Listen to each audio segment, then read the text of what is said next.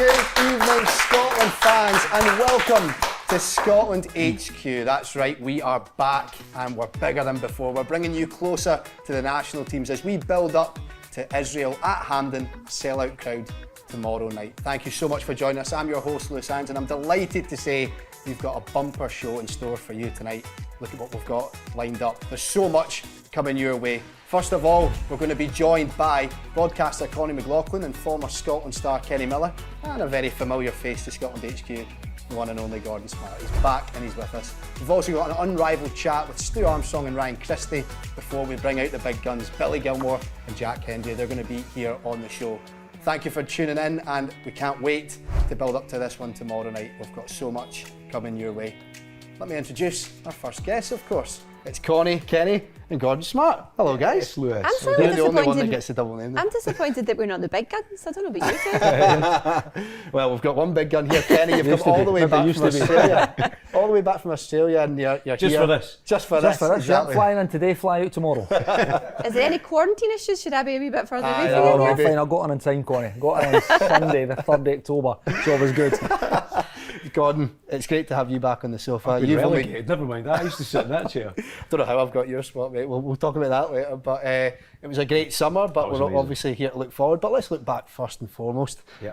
It was a special one, and you managed to get through it all. I've never been up at that time in my life, like turning up at 6 o'clock in the morning in a brewery. Oh, I'm normally in the brewery at 6 o'clock in the morning before I go home. And we had Kenny on from Australia. Yes, indeed. He didn't want to talk about football, he wanted to talk about Line of Duty. Yeah. Yep. Connie was too busy with the BBC, obviously doing a much With more other polished things. version of what we were doing, talking to a grown-up audience.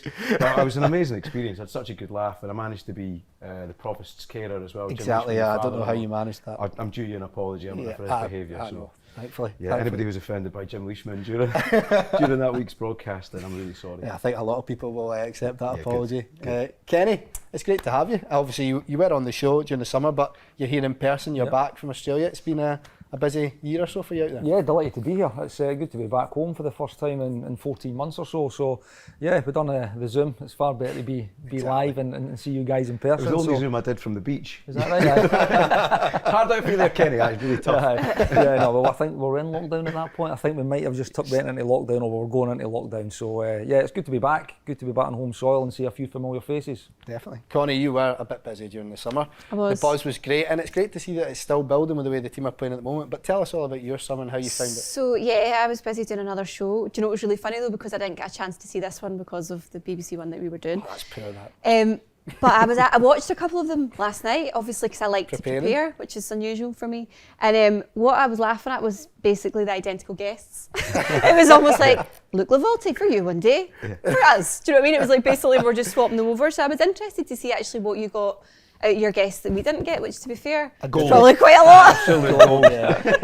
We're not quite as polished, I think, as Gordon mentioned there, so maybe that No. helps us sometimes, doesn't it? It does, yeah. You're allowed It to was swear great. as much as you like. No, it was really good, and I think like that whole experience of just doing something really different, you know, having the opportunity to do these shows that we've I mean, I haven't done it before because it was 1998, obviously, since the last time we were That's what I able to do that. But 20 years of pain. but you know, and I think like that, just that all that buzz that went around the Euros, I feel as if like I'm ready for it again, and this is why tomorrow's such a huge game for us. It's just that idea of, if you can imagine what we did in summer, right? Yeah. But with an audience coming along and people coming out, because we had about 10 people, 20 people tops because of the restrictions, and it just makes you realise what it must be like for these boys playing in front of a crowd. Eh? Don't you think it was so weird? Because like as much as I really enjoyed it, and you know, we had a kind of similar setup to you guys, right? Except it was just a complete and utter abyss of like nothingness ahead of us.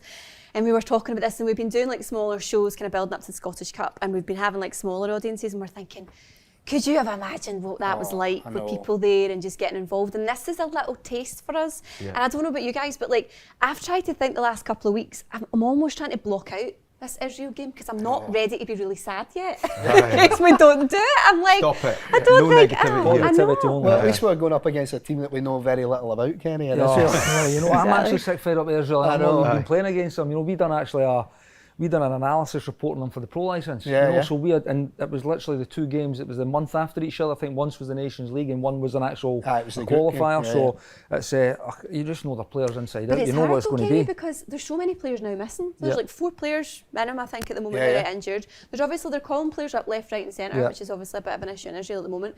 So how, from Steve Clarke's perspective, it's a wee bit of a different animal. It will be, but I'm sure the team will be a similar setup. It'll be the same way they're going to be playing. I think they're pretty settled with the way they play. Well, they have been over the course of the 12 games that we've played them over the last 5 years. So the games are tight. That's the thing. I think every game's been won or lost by the odd goal. So it'll be a tough night. There's no doubt about it. But I think we're in a good place now. You know, I really like the look of the squad. The last games last month were great. You know, it's propelled us into a really strong position now. So it's full of optimism, Connie. No negativity here. Listen. You know that I'm not really the queen of positivity. You can never level that at my door. But You'll be the most positive person when you leave here, don't you? I know. I've got the fear because I've been in this movie. We've all been in this movie so many times. We've ended it now, though. You know, we've ended the hood. It's the sequel now, isn't it? It's now the World Cup. We've not been to the World Cup for how many years now? So that's the next one. And again, that would be a different animal as well. You know, Euros is great. Major finals, but the World Cup is obviously it's the pinnacle of any young boys' kind of international dreams, you know. Exactly. You were talking about how obviously when we were doing the show during the summer there was very little in terms of the crowds and it wasn't the same. Sellout tomorrow night. That's going to be so special. Hampden with I think it's 48,000. Something along those lines. That'll be incredible, and it's also to see the next generation having a team that they can fall in love with, right? Because my wee boy's 11. And you know he's obsessed with football, but he's obsessed with Scotland players, which is brilliant to see. Because up until then, it's Ronaldo and Messi and all the rest of it. But now he's Billy Gilmour and Scott McTominay. That's brilliant for the wee lads to have that and playing for the national team and aspiring to play for their country. That gets me excited because I wanted to be Gordon Strachan when I was 6, right? I didn't want to be I hope so. I look just like him. But I think that's great for kids to have that. It is. And also with the women's team as well, by the way. Erin Cuthbert's goal the other night, we have to give her a mention. Incredible, wasn't it? Yeah, my daughter watching that, my son watching that, it was great. What's it like whenever you're meeting your heroes like that? Because Gordon is such a great guy, as a manager, and I think now maybe when I was a young journalist interviewing Gordon, I found him extremely tricky, which I've said to him before. But then now, I think as a pundit and stuff, he's such an easy pundit to have if you're alongside him. So what was it like if he's been your hero to sit and chat to him and meet him? What was that like? Yeah, it only really happens with footballers to me, you know, because I think they're the people I idolise the most and would swap anything to have had the chances they had. It doesn't happen so much with musicians or actors or anything like that, but you know, my earliest memories were Gordon Strachan trying to jump over that advertising hoarding in Mexico in '86. And he's an intimidating guy, you know, he's a ferocious wee guy. So you've got to be on your toes, because no matter what you say, he'll disagree with it. It's sunny outside today, Gordon. No, it's not. I bet you've got a few stories about Strachan. Listen, he's some man. He is intimidating as a manager. I think again because he had that status as a footballer. I remember the exact same thing. That's your memory. He's a wonderful football player. He must have played. He was into his 40s as well, wasn't he? So wonderful player. Again, one of these guys that you work with when you come across them that you've watched as a player and you've got that respect, immediate respect for as well. So it was great to work for both club and country. I don't know if I've ever told you, I wrote Vinnie Jones' book. I was his ghostwriter, and his happiest season of his career was playing for Leeds with Gordon Strachan. And the amazing fact about Vinnie Jones is that's the only season he never got booked or sent off. And he said it's because the quality of the football they played was so good. And also he said that Strachan he was scared to go somebody. They had the ball, didn't they? Although he did once tackle the mascot, apparently. But he said that Gordon Strachan was just unbelievably fit as well. So he'd have been at the end of his career at that point. And he would win all the fitness stuff pre-season by a country mile on his banana diet. That's what he used to eat. Kenny, how was it watching everything during the summer from afar?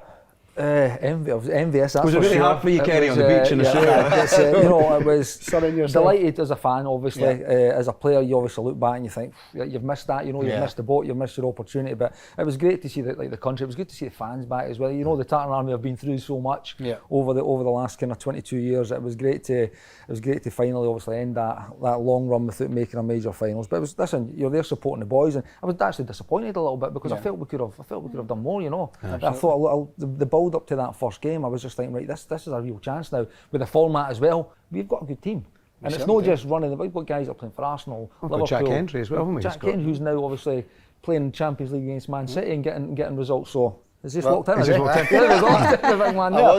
to say, I was going to put you on the spot, Connie, and say, looking at our squad, obviously Billy Gilmour and Jack Hendry are the stars as they're in the room. But we've got a great squad at the moment, great options. I was exactly like you, because I work a lot obviously in England, right? And I feel like people might have thought she needs to just shut it, because all I ever do is just go on and on about that squad and how much quality we've got on the squad, and you know how people will be surprised with what they see at the Euros and all the rest of it. And when it got to that first game, you're like, oh no, come on. And then the England game was an opportunity, and I think we took it. And it was almost like, I know all my English friends, you probably the same, like saying you celebrated that like a victory.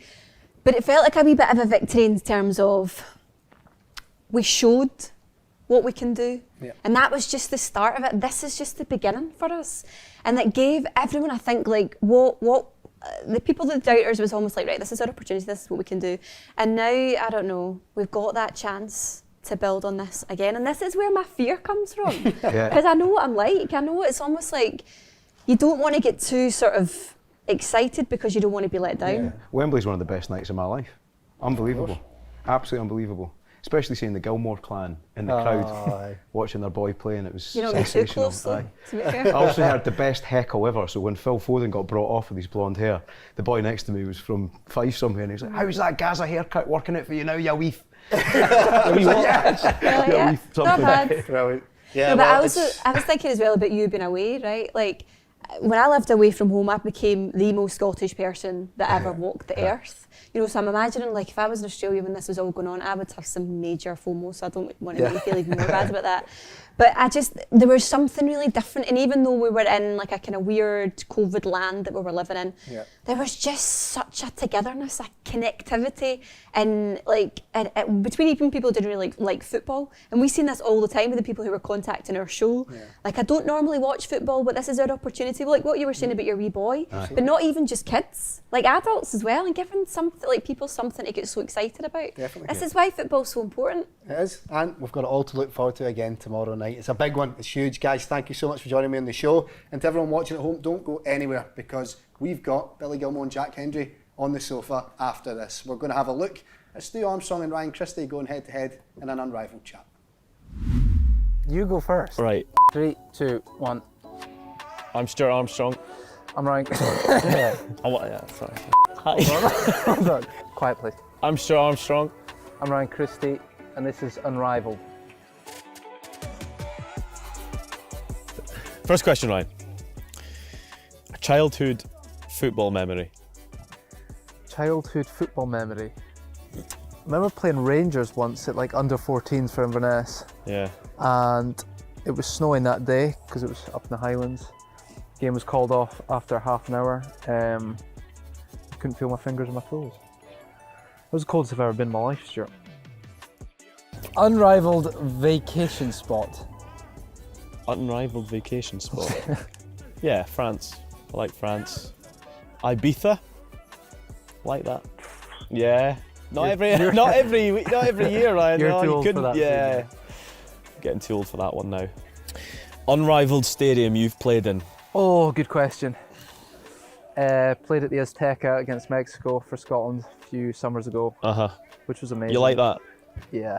Couldn't breathe because of the altitude, but San Siro was cool. Where else have I played? Wembley. That was quite cool. You always got to put that in. Okay. Unrivaled film. Good question. I know your favourite film, so don't lie. Grand Budapest Hotel. I showed you that one. That's your favourite. Was it? That was when did good. I show you that one? It could have been a couple of trips. Yeah. It could have been the Euros. That was a wee treat for you, wasn't it? I You liked really that. enjoyed that. Nice wee movie night. I've not seen the new Bond. You've told me it's nice. Yeah. Daniel Craig's last one. I've heard they're looking for a new Bond. Maybe a bit young. Unrivaled team captain.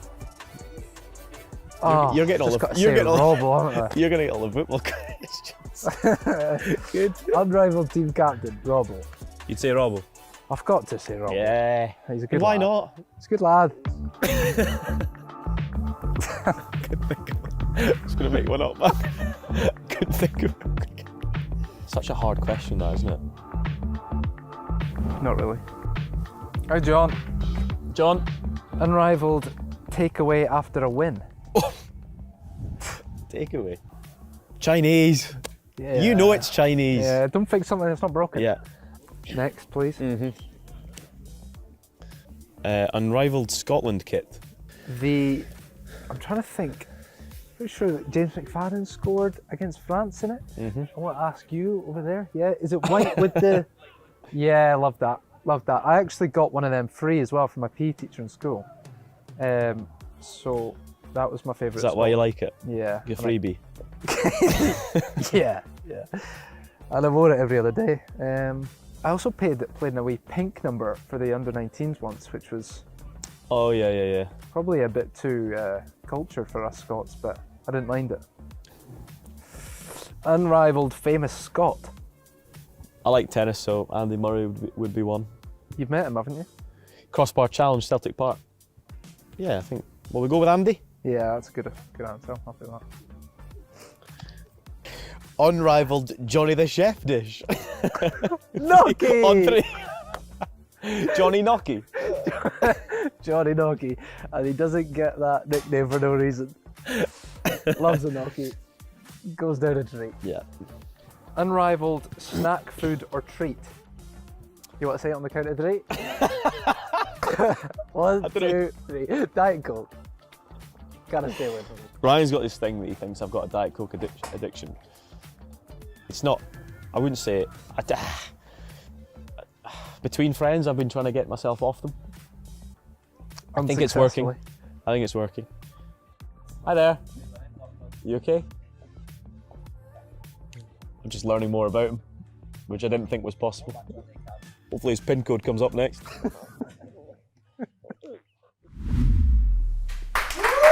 Welcome back. Some very interesting chat there indeed. But yes, thank you for sticking with us here on Scotland HQ as we build up to the big one tomorrow night when we're back in front of a packed Hampden. But I'm delighted to say we're now joined by Billy Gilmour and Jack Hendry. Yes. There they are. Gordon, it's good of the boys to join us. Jack's just got Messi name out of the pocket to come sit down. Correct, and Billy's- Mbappe. And everyone else. Mbappe, don't forget That's them. great. I'm old enough to be their dad, that's the killer. Do you feel old? Well, when you look at players when they start coming through and you see their date of birth, Oh, I remember no. thinking, it's all right, I'm still old enough to play. But now everyone's post 2000, eh? that is a killer. That's when you know you I'd got left school, finished university, hadn't even been born yet. Terrible, How isn't about it? their class, the pair of them? Billy's looking fresh and trim, ready for this one as well. How are you? Good, mate, you? Very well, very well. How's it been, boys? Jack, we'll start with yourself. How's everything going in camp?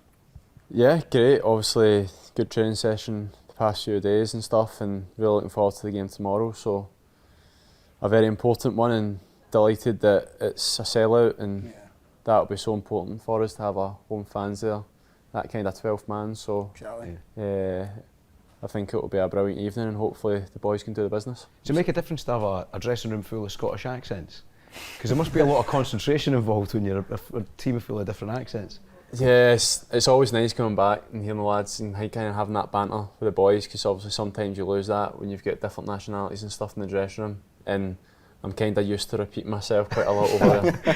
And you know, when someone kind of doesn't understand you, they're just like, you might say something, they're just saying yes, but nah, it's good to come back and hear the slang and stuff like that and be able to say words that I might not be able to. Because people understand it when you call them a space cadet over here. Exactly. But stuff like that, I mean, I didn't even know there was a camera in the dressing room, and obviously we've just conceded a goal in the last minute. If you stick a camera in anyone's dressing room when that happens, then there's going to be something kicking off. And he's quite lively as well. Skulason plays with Iceland and stuff, and he's come in all guns blazing, and I've obviously seen red mist, and we're both at each other, but could have been worse. I know, because I think I picked something up, and to be honest, I probably wanted to lunch it off him, but I controlled myself. And then when you're in that kind of red mist, that you just say things you're not thinking of, and obviously Space Cadet and Airhead came out, so I didn't even know I said it until it came out, obviously on the show on Belgium. So thankfully it got kind of a good reception. Just I was a wee bit sceptical about it. It was received very well. So. Billy, what about yourself? How are you getting on? You feeling good about this one tomorrow night? Yeah, I'm looking forward to it. We've had a good training sessions, as Jack said, and full crowd, so can't wait, excited. I know, obviously we had a taste of crowds during the Euros, but a packed Hampden is going to be special. Yeah, for me, I've played in front of Hampden once now, Yeah. and it's going to be packed, so I'm looking forward to it. Absolutely. What are you thinking about these two? Absolute stars at the minute, aren't I'm they? just They're thinking about playing- tapping them for some money after this. No, it's going to be brilliant. And again, we don't realise how much we've missed it until you hear that noise. I mean, even the Hampden game we had at the beginning was kind of a bit sketchy because there was 2 seats between everybody, totally. and everyone was being a wee bit nervy. But this will be meant. I mean, the Wembley game when I could see the Gilmore clan in front of me with the shirts on with their names on the back, it was magic, and that was a really special moment. And I think this is going to be outstanding. Yeah, it is. And it'll help. I mean, a lot of the boys, like at Hibs, for instance, Josh Doig. Great player for us, but he'd never played in front of a crowd. I know, aye. Which is like a crazy thing to rob a young player of, and you're now getting the full Scotland experience. Exactly. And looking back a little bit as well, when we touch on that Austria game, the performance was incredible, wasn't it? But most importantly, that result has put us in this position. It was a great night in Vienna. That game, I think all the boys knew what we had to do. Yeah. It was tough, we were running a lot, we knew we were going to be in the ball most of the time, but we stuck to it. Got the goal, penalty from Dykesy, and then it was just a real fight, pure passion. So it was a top night there. Jack, looking back to that night in Austria, 4 points against them in the 2 games we've played, just how much can we take from the performance as well as the result? Yeah, a lot. It gives the boys a huge amount of confidence to go to a place like Vienna and get those 3 points. And looking back at the result at Hampden now, to get 4 points out of those 2 games, it makes it a good couple of games for us. So it's important now to stay on the road that we're on just now. It's very positive at the minute. There's great stuff going on with the group just now, and hopefully we can continue that going forward. I have to say, Billy, Gordon was expecting you to come here head to toe in Burberry. So, well, no, we've never had this conversation, right? So I got a phone call from a pal of mine who worked for Burberry, and he said, "Do you know that guy Billy Gilmour, the young lad that's at Chelsea?" And I said, "No, but I know his agent." And he said, "Could you get me a number, because the guy that runs Burberry is really keen to get in touch with him." So I rang Biscuits, Alan Preston, ex St Johnstone, Dundee United, whatever, agent now, and said, "Listen, Biscuits, there's a good deal for you here. They want Billy." Never got a pair of socks or a scarf or a jacket, not even a thank you from Biscuits. So Billy, next time I want a jacket when you're coming. So you're saying you sorted that? I am, I am. You got a deal with Burberry? No, I was. Oh. Come on, man. But it was amazing, the pictures of you were everywhere in London, like for ages, and it's like, I want a jacket off him. I was in Heathrow Airport after I'd done it, and it was in like the boards. I was sitting outside it and just watching it, waiting for it to come back up, take a picture of it, Quite right. send it to my It family. was pretty surreal, like, wasn't it? Because I didn't know that you're a model for Burberry. Aye, mate. not just a model, You're you're jealous, like, aren't you? You I'm want a a wee shot? bit jealous. international Did I face not of get a Burberry. call? I'd been away working abroad. There's a plug, yeah. I was working abroad, and there's a picture of Billy Gilmore. I was like, "Oh, this is getting annoying now,because I didn't get anything for it." So you the plug? You sorted it? Aye. He's going to be talking to you There we after go. this. Correct. That's what I'm saying. I'm tapping him for money. I'm sure it's something. Jack, if you want to be the next face of Burberry, I'm your man. Get rid of Gilmore. All I want's 2 jackets. How do you find all the off-pitch stuff, guys, when it comes to all that? Obviously, we talk all the time on here about the actual games and playing for Scotland, but away from football, how's that? With that was something different I've never done ever. So I enjoyed it. It was something different. Doing all this stuff, wearing new clothes. Can you do your model face for us? No. What is it the one they do? Smile, Blue steam. smile without your eyes. Raise your eyebrows, stop smiling. That's your model face. And I had to stick my tongue out with a stamp on it Aye. and stuff. Oh, it was weird, but I enjoyed it. I need to see these pictures. These I'll pictures show need you to get put in the after. group chat, because I think this has went under the radar, no? Has it? Slick hair and gel and all that. Aye. Makeup and all that. We'll try and figure You'll out a buzz way off that, to... trust me. But how much free kit did you get? Did you get a good suitcase full of stuff? Yeah, I got my family stuff. I think I only got a jacket, and then I just let my mum. Fill her boots. Yeah, she could do it. Quite right. So sorted her out. A good lad taking care of the family, yeah? Quite right, The way but it's done. no the folk that sorted it out. The thing is, none of your pals will ever have to buy trainers again. That's the other thing. You're not just getting tapped all the time by your mates for free trainers and boots. It's mostly my little brother. Is it? My little brother's saying Loves it. a new pair of boots came out. I was like, alright. Says, can I get a pair? And I says, what's wrong with the other ones? Oh, they're a bit tight. And I'm like, Aye, so so I have to keep him nice. Yeah. Jack, how's life in Belgium? You loving it out there? Yeah, it's great. Really good lifestyle. I'm now obviously at a new club. It's amazing. Really good people there, and even though I've only been there for a month, it's been amazing and learnt so much already. It's been an amazing experience playing for obviously the champions first and foremost, but also in the Champions League. And one of the most important things for me was to get a good lifestyle off the pitch. And even though it's been a difficult time with COVID, I've got a really nice place out there.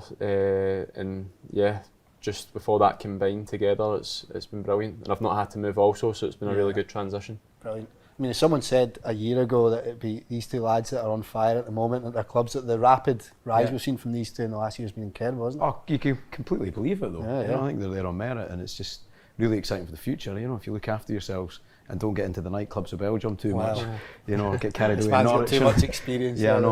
Like Kenny, my relationships with Kenny were mainly built in nightclubs, But it's really exciting because you're a young bunch of lads coming through together. I was going to ask you about the momentum. How hard is it to keep that momentum going when you have those spells when you're apart for a wee while and then get back together? Doesn't really change, to be totally honest. When we meet up, all the boys are buzzing to be back out in the training field. If you were to come and watch us train, we're all buzzing. Start doing boxes, laughing, joking, then it's into the serious stuff, and we take that onto the game day, and you can see by our performances so far. And it's a club environment, isn't it? It feels like at the moment when you're on the international scene. Yeah, I think so. I mean, I've been in camps maybe 4 years ago and stuff, and I definitely think the togetherness I've got just now is the strongest that I've ever been part of. And just little examples of me, I'm away in Belgium and then coming back, it's good to be amongst the group, Scottish accents, same banter and stuff like that. So it's a really good togetherness at the minute. And as you said, it is kind of like a club. You come back and you're very comfortable in the environment you're in, which is so important. And there's no egos as such. We're all in the same level playing field, and it's brilliant to be part of a group like that we're all the same and we've all got the same goals and achievements to look forward to. So it's a really good place at the minute. A couple of final thoughts from each of you ahead of tomorrow night when we're back in front of a sold out Hampden. Gordon, start us off. Just come back to me that you're both younger than Stephen O'Donnell's Casio watch. It's about 24 years old, isn't it? I just can't wait to see the boys enjoying themselves in front of a packed house, and it's a really good chance to express yourselves in front of a home crowd. And what I was just saying earlier, I've got my wee boy's 11 and he's got Scottish players on his wall, and that's just such a brilliant thing, rather than having Ronaldo and Messi, it's now Scottish boys, so keep it going. Yeah, you're inspiring the nation, boys. Billy, tomorrow night, how are you feeling? Feeling confident. At home in front of all the Scotland fans, so we know we're going to go there, put on a good performance and win the game. Jack, close us up with some final thoughts on tomorrow. Yeah, just like we've touched on, it's extremely exciting playing in front of a full Hampden again. And what I've experienced with fans being back in stadiums this year, it means a lot to the home side. So if we can get the fans on our side early doors, then they're definitely going to be our 12th man. So everyone in that hotel and stuff is really looking forward to playing that game tomorrow night and showing what we can do, and again hopefully have a really good result for the fans to shout about. You got any spare tickets? Me, I've used all mine. I've got the Gilmore clan coming. All 486 of them. Burberry deal for a couple of tickets might work out here, by the way. Possibly could work. We'll take that one off. Jack, Billy, Gordon, it's been a pleasure chatting to you guys. Thank you very much for joining us. Give it up for the guys. Yes. And thank you to everyone for tuning in at home as well. We look forward to seeing you back at Hampden Park tomorrow night. It's the big one. Come on, Scotland! Come on, Scotland!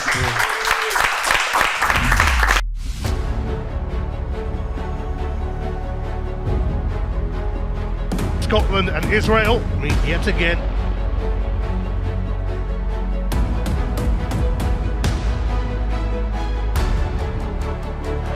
And he's given the penalty. It is Charlie Mulgrew, and it is an emphatic penalty. He's off. He had a swing at it. It's an own goal. Scotland have won their last 3 competitive home matches. Oh, that's a brilliant strike from Dieran Kyle. It's come to Forrest, and that is just what they needed. He's not going to score again, is he? You couldn't believe it. A nation will be believing again. Scotland and Israel, and they already know a fair bit about each other. And that is going to be a penalty. It is right, Christie. It's Harvey. It's found a way through, and that's what he does. A fabulous finish. together. They've certainly seen a lot of each other. And John McGinn is first up here. Oh, that was close, but it's in. Can normally rely on him as far as Israel are concerned. Zahavi and Marshall saves. If Kenny McLaughlin scores, they're off to Serbia for the playoff final. This is one monumental kick. It is Kenny McLaughlin, and he's done it! And all of a sudden, a nation cheers, a nation believes. It has gone Scotland's way. Solomon weaving his way through. Manor Solomon puts Israel in front, and Scotland have so much work to do to win the Nations League group now. Here's Dorperet. Oh, that is a stunning strike. It's a big blow for the Scots, this. For Fraser! And that is more like it. John McGinn with a spectacular strike. Scotland show their powers of recovery again. And they are heading for a much-needed first win on the World Cup trail. And Scotland's night has fallen apart inside the opening quarter of an hour here. And Scotland have an early goal, and that should set the tone. Victory for Scotland on their travels. A victory in Vienna. They will meet again